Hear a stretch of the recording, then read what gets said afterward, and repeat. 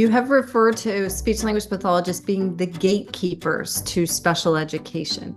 Tell Mhm. us what you mean by this and how the speech language pathologist can play a role in reducing referrals of students who shouldn't be referred for a special education evaluation.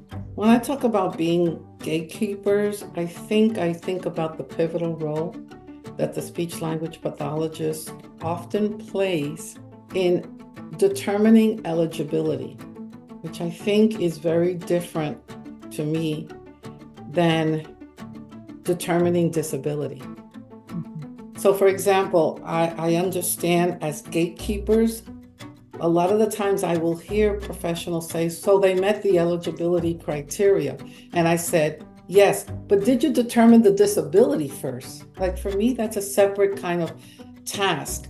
And so when I talk about gatekeeping, I really believe that it's important for a professional to understand what role they play and how they're going to enter this assessment process, understanding full well that they could make or break a child in terms of determining eligibility versus, okay, what is it that this child or student brings to the table, and how is it that we can support them?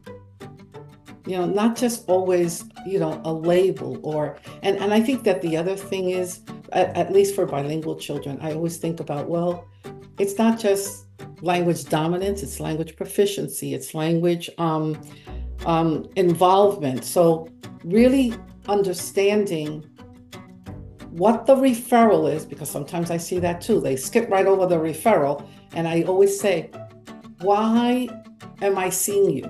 What is the concern? And where does that concern come from? Because I also think that